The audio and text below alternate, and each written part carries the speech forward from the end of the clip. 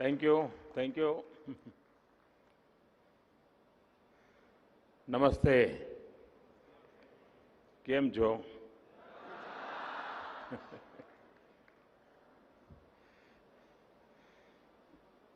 Mauritius के प्रधानमंत्री आदरणीय प्रवीण जगन्नाथ जी,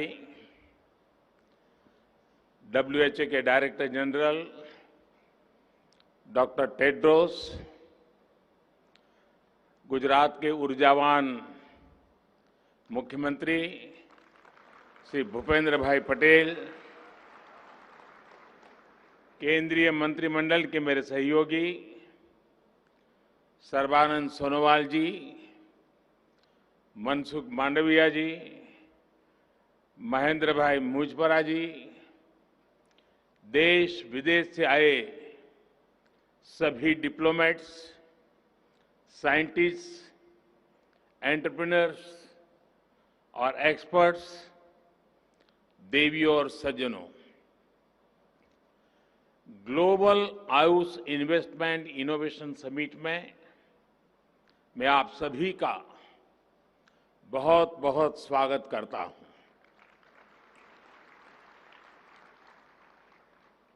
हमने अक्सर देखा है कि अलग अलग सेक्टर्स में निवेश के लिए इन्वेस्टमेंट समिट होती रही है और गुजरात ने तो विशेष रूप से एक बहुत ही व्यापक रूप में इस परंपरा को आगे बढ़ाया है। लेकिन ये पहली बार हो रहा है जब आयुष सेक्टर के लिए इस तरह की इन्वेस्टमेंट समिट हो रही है।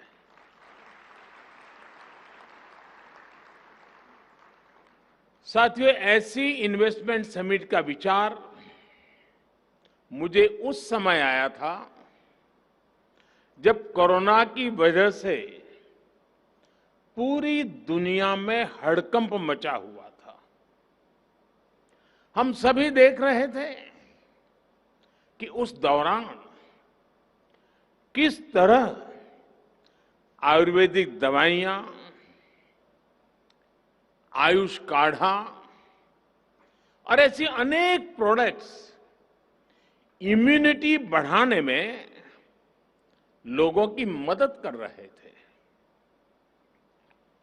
और उसका परिणाम, जब ये कोरोना कालखंड था, तब भारत में से हल्दी का एक्सपोर्ट अनेक गुना बढ़ गया था। यानी ये इसका सबूत है। इसी दौर में हमने देखा कि जो मॉडर्न फार्मा कंपनियां हैं,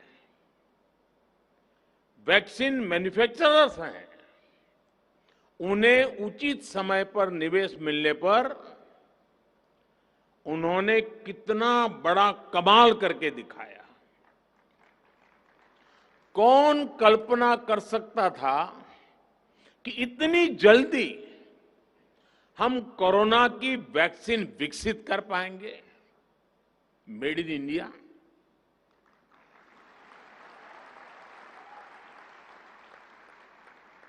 इनोवेशन और इन्वेस्टमेंट किसी भी क्षेत्र का सामर्थ्य कई गुना बढ़ा देता है। अब समय आ गया है कि आयुष क्षेत्र में भी इन्वेस्टमेंट को ज्यादा से ज्यादा बढ़ाए जाए। आज का ये अवसर, ये समिट, इसकी एक शानदार शुरुआत है।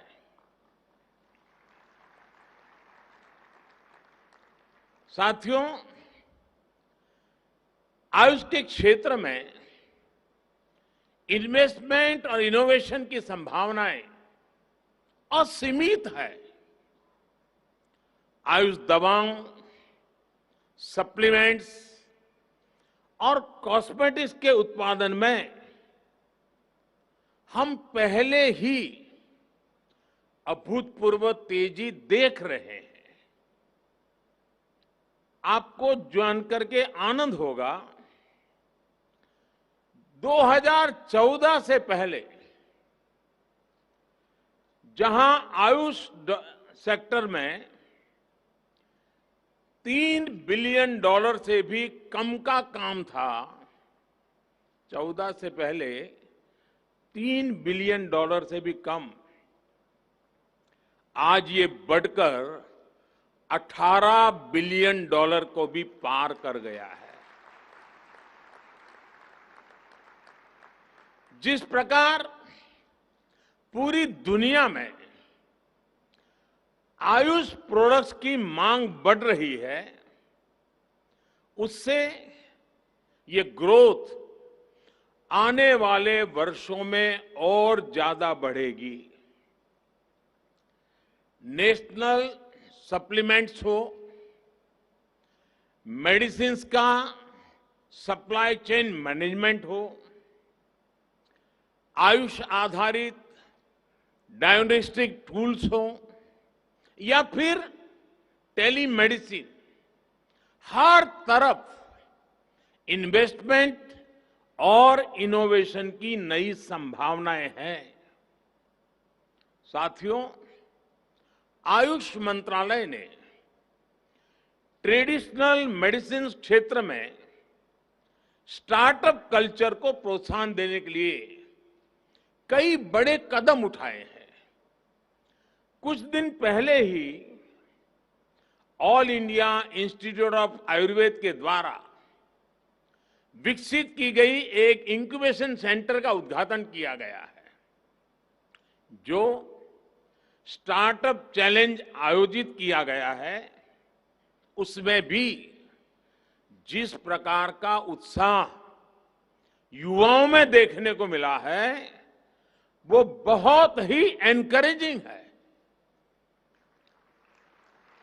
और आप सब मेरे नौजवान साथी तो ज्यादा जानते हैं कि एक प्रकार से भारत का स्टार्टअप का एक स्वर्णिम युग शुरू हो चुका है। एक प्रकार से भारत में आज यूनिकॉर्न्स का दौर है। साल 2022 में ही, यानी 2022 को अभी 4 महीने पूरे नहीं हुए हैं, साल 2022 में ही अब तक भारत के 14 स्टार्टअप्स यूनिकॉर्न क्लब में जुड़ चुके हैं। मुझे पूरा विश्वास है कि बहुत ही जल्द आयुष के हमारे स्टार्टअप से भी यूनिकॉर्न उभर कर सामने आएगा।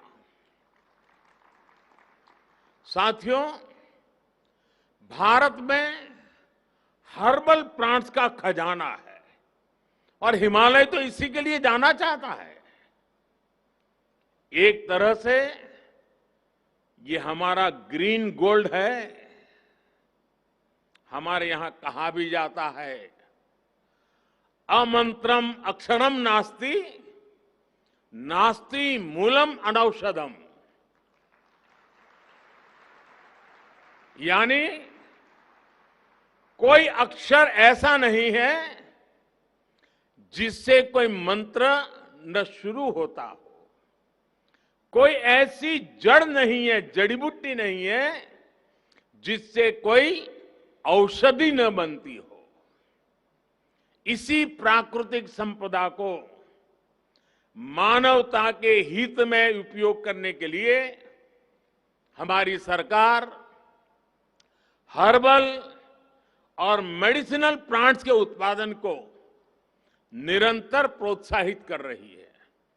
साथियों, हर्ब्स और मेडिसिनल प्लांट का उत्पादन किसानों की आय और आजीविका बढ़ाने का अच्छा साधन हो सकता है। इसमें एम्प्लॉयमेंट जनरेशन का भी बहुत स्कोप है।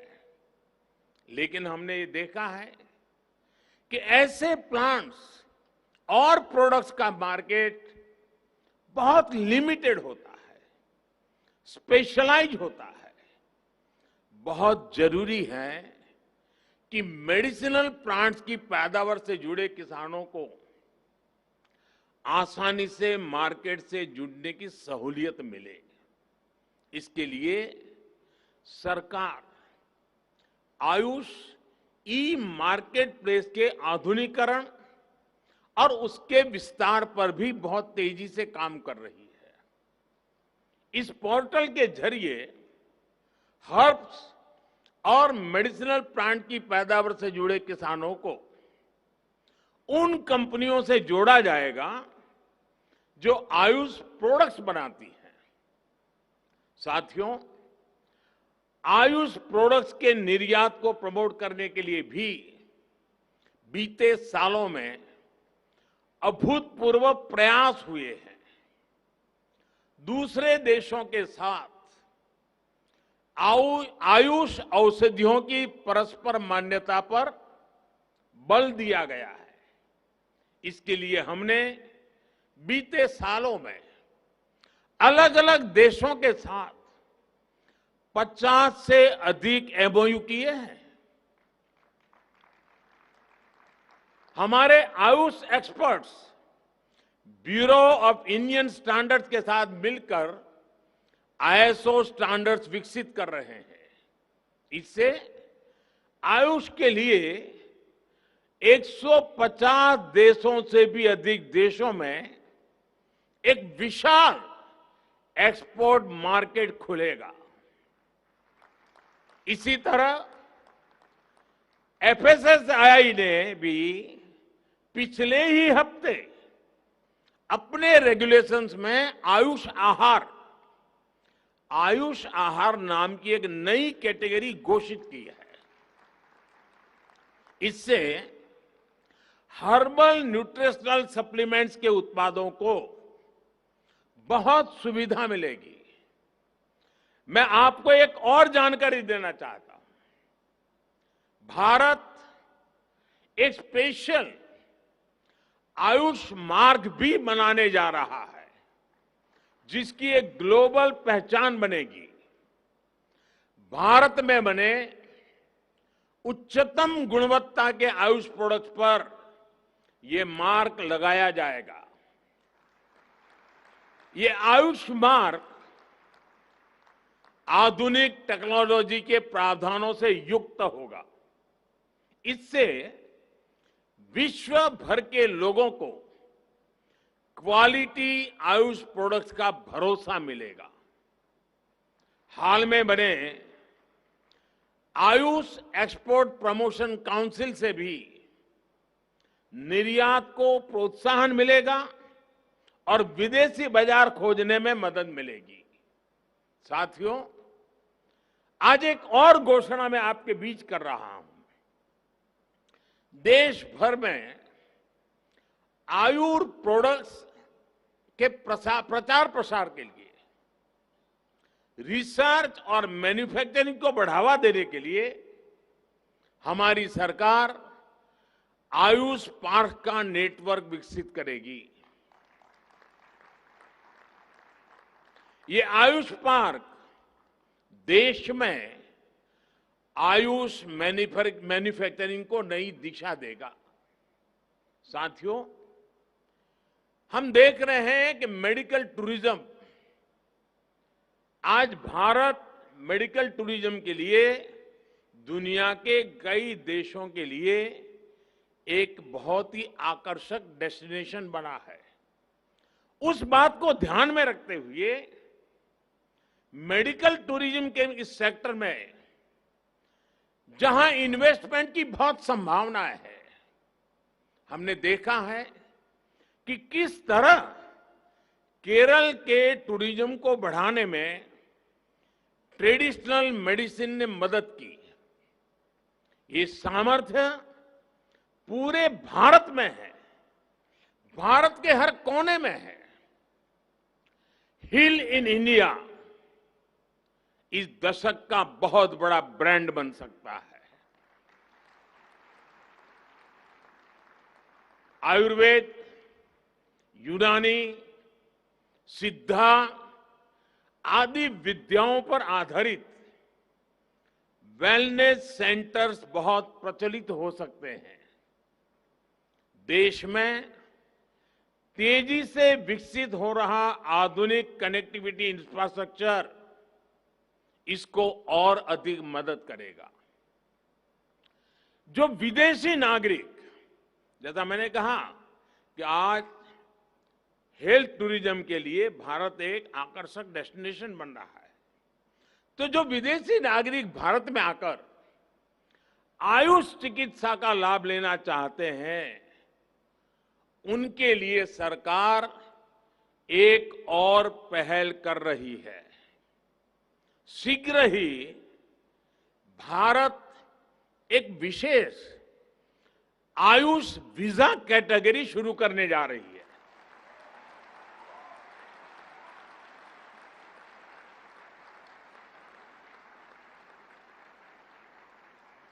इससे लोगों को आयुष चिकित्सा के लिए भारत आने जाने में सहूलियत होगी। साथियों, जब हम आयुर्वेद की बात कर रहे हैं, तो मैं आज आपको एक बड़ी अहम जानकारी देना चाहता हूं। मैं अपने एक मित्र और केन्या के पूर्व राष्ट्रपति राइला ओडिंगो जी के और उनकी बेटी रोजमेरी का भी जिक्र करना चाहता हूं। Rosemary, are you here? Yes, she is there.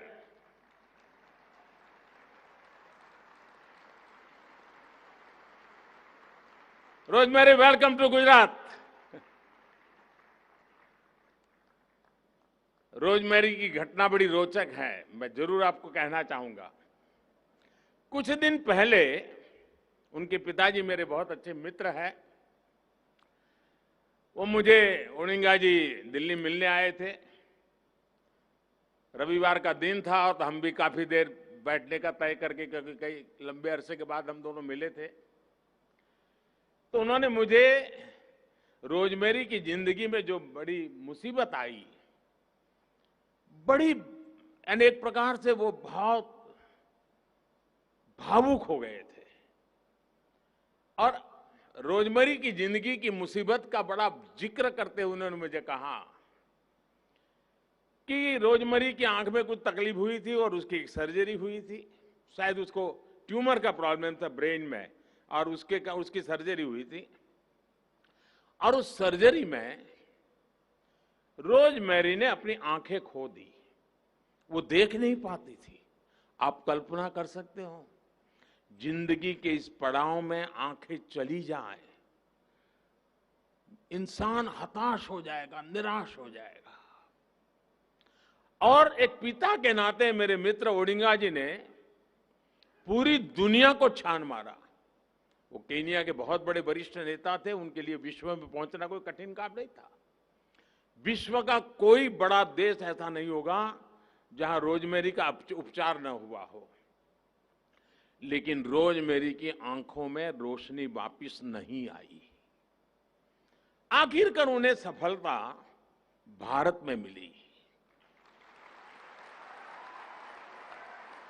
और वो भी आयुर्वेद उपचार के बाद।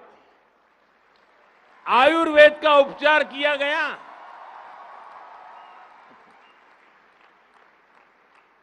और रोजमेरी की रोशनी वापस आ गई। वो आज देख रही है, जब उसने पहली बार अपने बच्चों को फिर से देखा, तो मुझे ओडिंगा जी बता रहे थे, वो पल उसकी जिंदगी की स्वर्णिम पल थी। मुझे खुशी है कि रोजमेरी भी आज इस समिट में हिस्सा ले रही है। उनकी बहन भी आई है। उसकी बहन तो ट्रेडिशनल मेडिसिन में ही अब तो पढ़ा रही है, और कल शायद वो अपने एक्सपीरियंस भी आपके साथ शेयर करने वाली है। साथियों, 21वीं सदी का भारत दुनिया को अपने अनुभवों, अपने ज्ञान, अपनी जानकारी साझा करते हुए आगे बढ़ना चाहता है। हमारी विरासत पूरी मानवता के लिए विरासत की तरह है।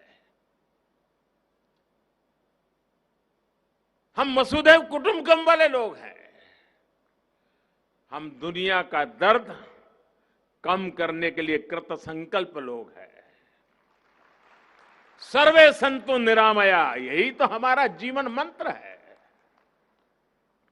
हमारा आयुर्वेद हजारों वर्षों की परंपरा, हजारों वर्षों की तपस्या का प्रतीक है।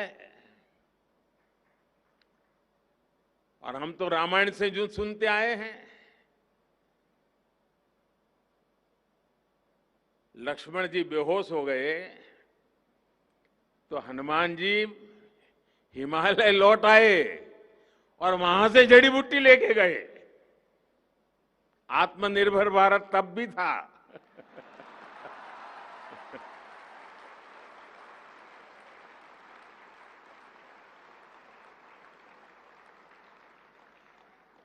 आयुर्वेद की समृद्धि के पीछे एक मुख्य कारण उसका ओपन सोर्स मॉडल रहा है। आज डिजिटल वर्ल्ड में ओपन सोर्स की बड़ी चर्चा होती है और कुछ लोग ये मानते हैं ये इन्हीं की खोज है। उन्हें मालूम नहीं है इस मिट्टी में हजारों साल से इस ओपन सोर्स की परंपरा रही है और आयुर्वेद पूरी तरह उस ओपन सोर्स परंपरा से ही विकसित हुआ है। जिस युग में जिसको लगा, जिसने पाया, जोड़ता गया। यानी एक प्रकार से आयुर्वेद विकास की मूवमेंट हजारों साल से चल रही है। नई नई चीजें जुड़ती गई हैं, बंधन नहीं है। नए विचारों को उसमें स्वागत होता है। समय के साथ अलग अलग विद्वानों के अनुभव, उनके अध्ययन ने आयुर्वेद को और मजबूत किया। आज के समय में भी हमें अपने पूर्वजों से सीख लेते हुए इसी इंटेलेक्चुअल ओपननेस की भावना से काम करना होगा। ट्रेडिशनल मेडिसिन से जुड़े ज्ञान का विकास और विस्तार तभी संभव है जब उनको साइंटिफिक स्पिरिट में देखेंगे, उन्हें देश काल परिस्थिति के अनुसार ढालेंगे। साथियों, कल ही जामनगर में WHO global centre for traditional medicine का उद्घाटन हुआ है। यानी गुजरात की धरती पर जामनगर में विश्व का ट्रेडिशनल मेडिसिन का केंद्र बनना, ये हर हिंदुस्तानी के लिए, हर गुजराती के लिए गर्व का विषय है। और आज हम पहली आयुष इनोवेशन और इन्वेस्टमेंट समिट में हिस्सा ले रहे हैं। ये एक शुभ शुरुआत है। ये एक ऐसा समय है जब भारत अपनी आजादी के 75 वर्ष का पर्व, आजादी का अमृत महोत्सव मना रहा है। मुझे पूरा भरोसा है कि अगले 25 साल का हमारा अमृतकाल दुनिया के कोने कोने में ट्रेडिशनल मेडिसिन का स्वर्णिम काल होगा।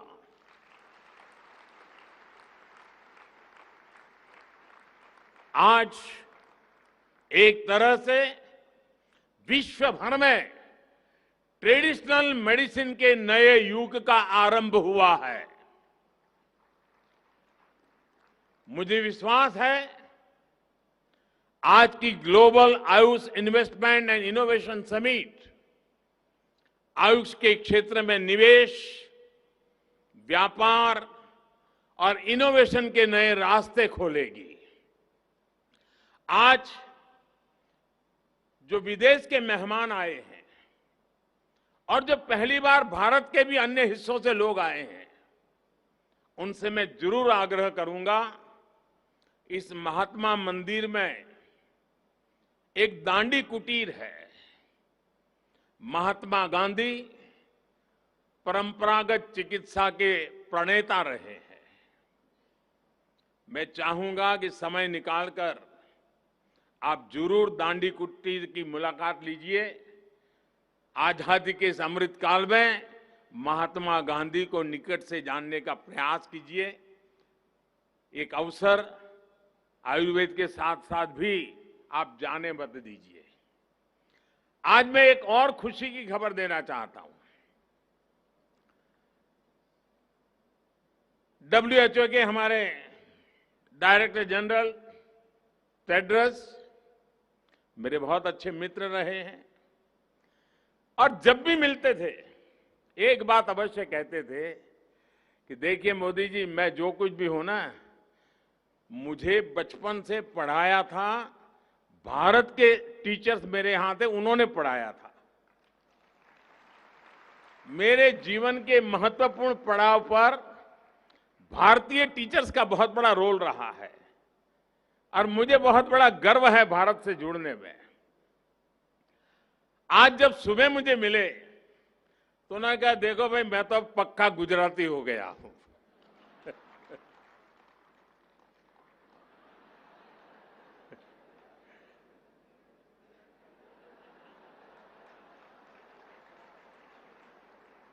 तो उन्होंने मुझे कहा कि अब मेरा नाम गुजराती रख लो। अभी मंच पे मुझे याद करा रहे थे कि भाई मेरा नाम तय किया कि नहीं किया। तो मैं आज महात्मा गांधी की इस पवित्र भूमि पर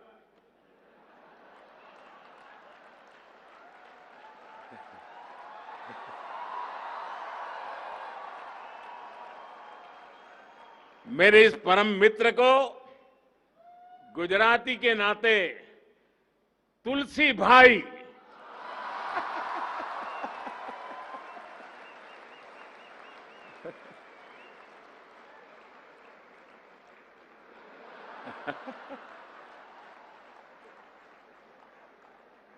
तुलसी वो पौधा है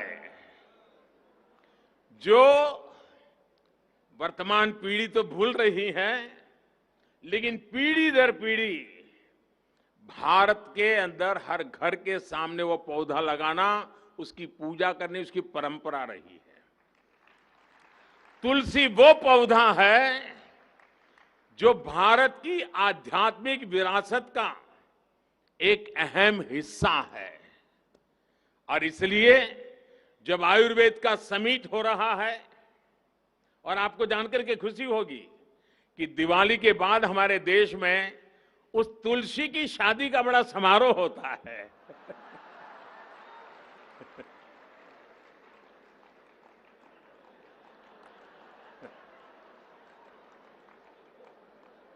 यानी आयुर्वेद से जुड़ी हुई है तुलसी।